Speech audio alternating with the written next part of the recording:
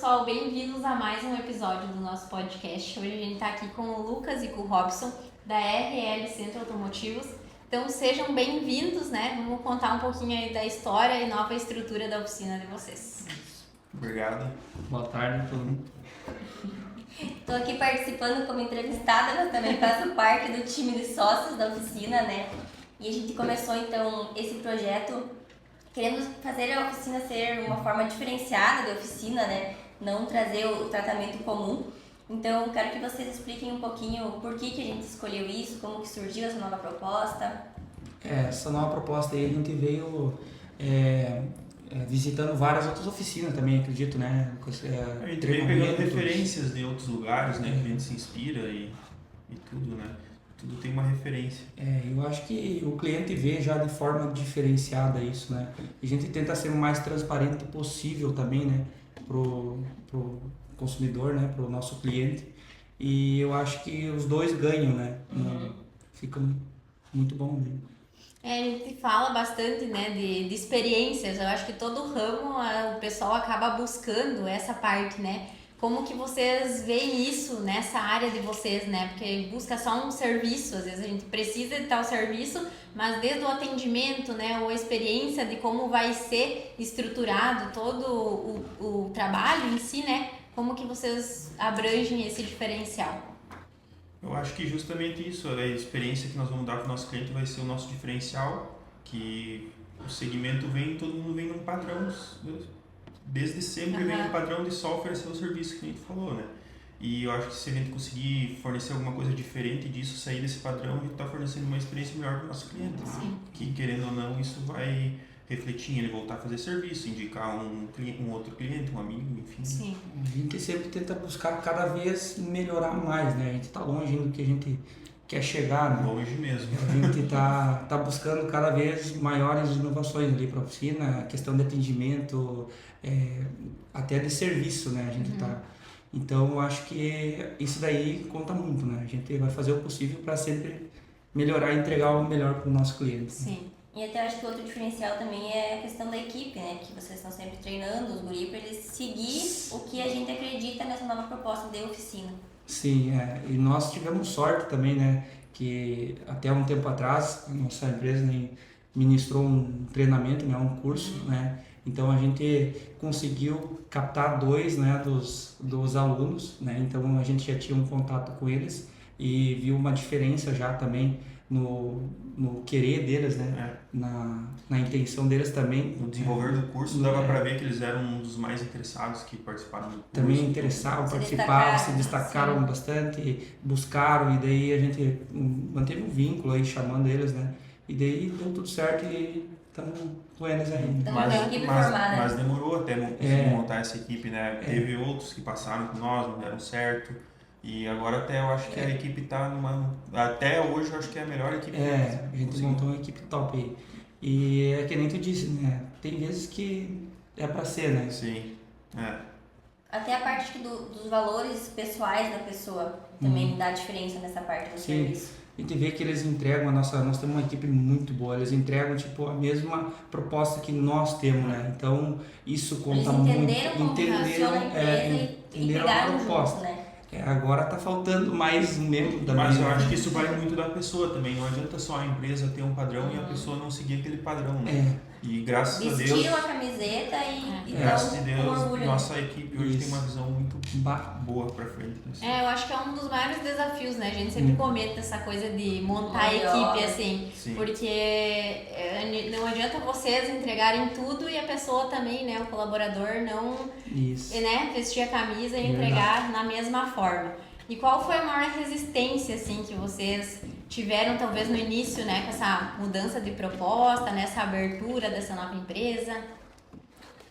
Na verdade, a nossa proposta, né? A maior proposta é entregar um atendimento premium pro cliente, né? A gente fala assim.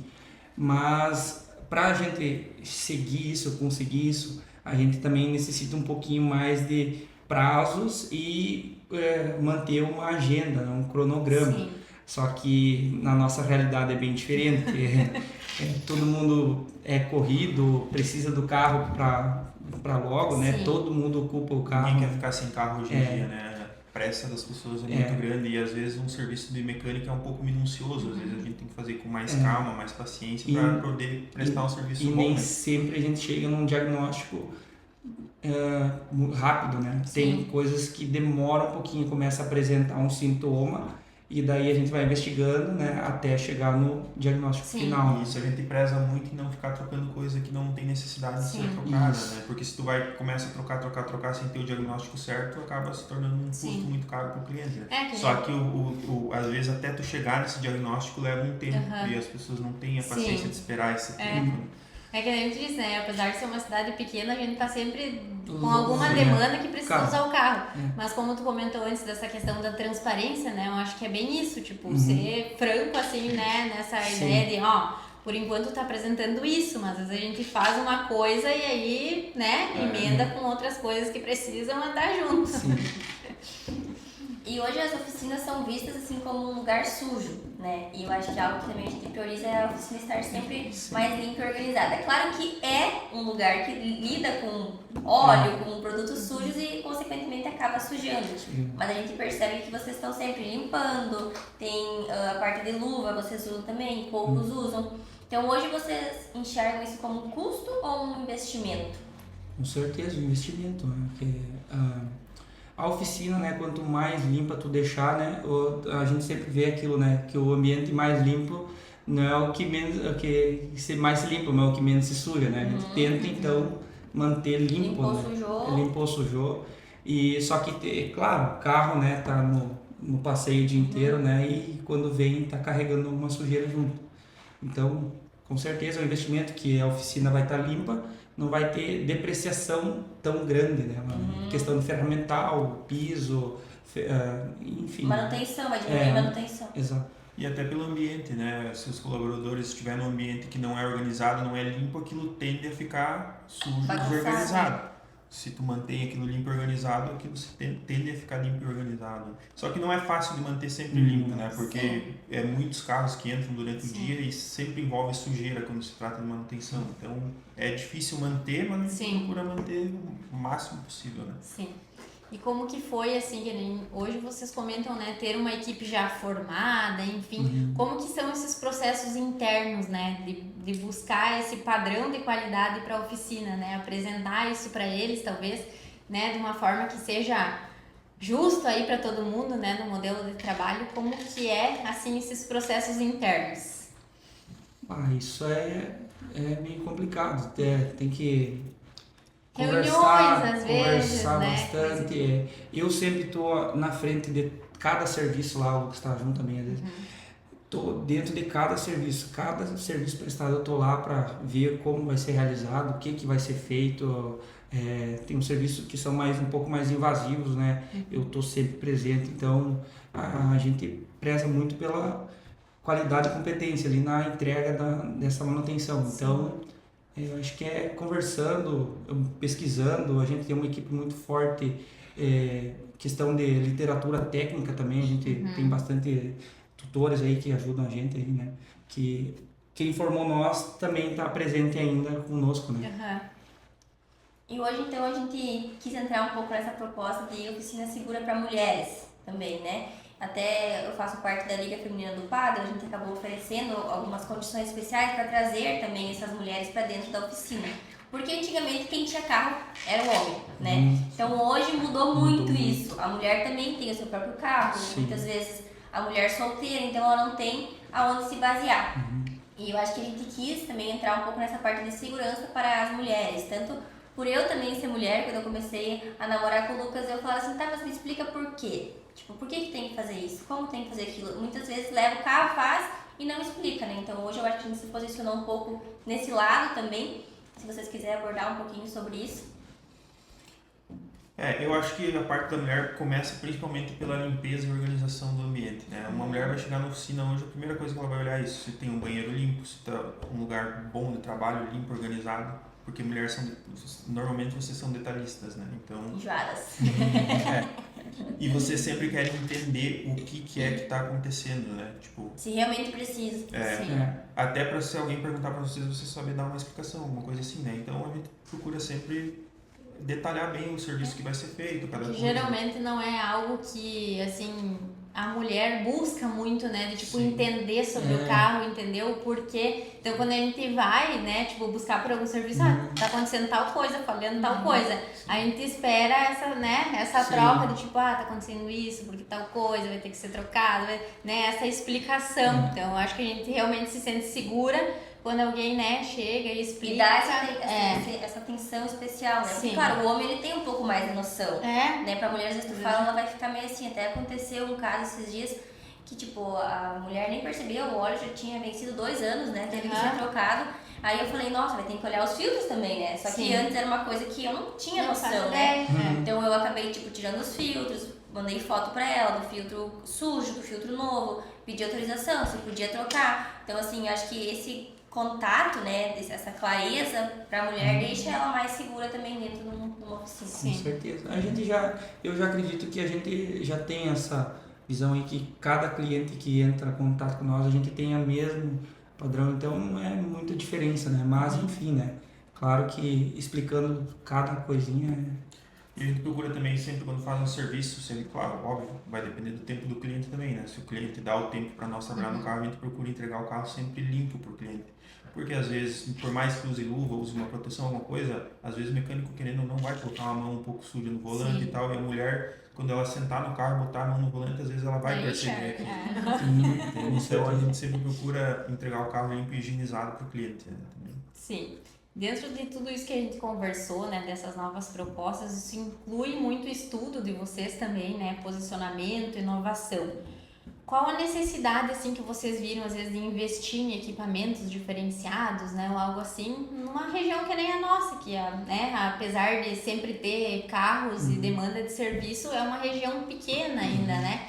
Qual a necessidade que vocês viram nisso? Hoje em dia não tem mais voltar, né? O futuro já está aqui, né? Os carros todos já são eletrônicos, né? A maioria das coisas é eletrônica, já tá. Então tem que se atualizar. A gente está em atualização constante. Até fora do horário a gente está em treinamentos e é raro a gente não estar buscando novos conhecimentos. Né? Sim. Então eu acho que é inevitável o ponto de hoje.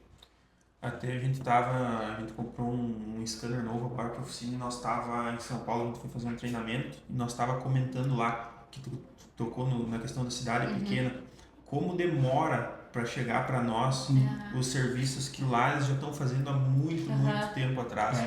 Então, por um lado, para nós é bom, porque como oficina, quando a gente pegar esse serviço, a gente vai ter para quem recorrer, né? Porque lá eles dão uma assistência para nós e tudo. Então, equipamentos testados, né?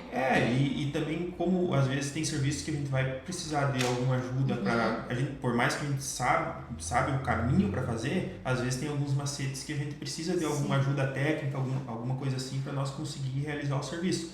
Então a gente tem aonde recorrer porque lá eles estão pegando diariamente esses problemas e eles dão esse respaldo para nós, entende?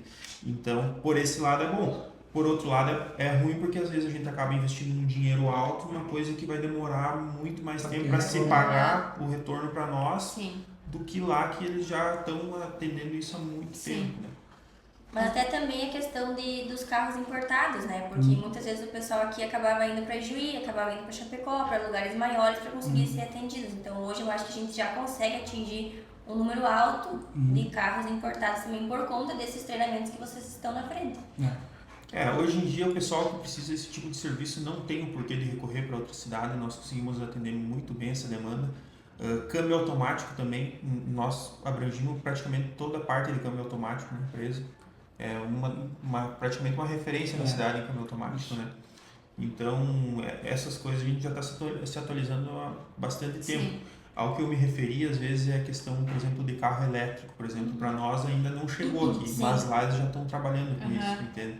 Então aqui, às vezes, tu vê 1, 2 na cidade andando, lá eles já estão consertando esses carros. Sim. Não, eu acho que é um ponto bem interessante da gente tocar, porque a gente não faz ideia, né, do quanto isso envolve também, né, a gente só pensa, é isso, leva na oficina e deu, mas é verdade, tudo vai evoluindo, né? Sim. Daqui a pouco nem troca de óleo vai ter mais.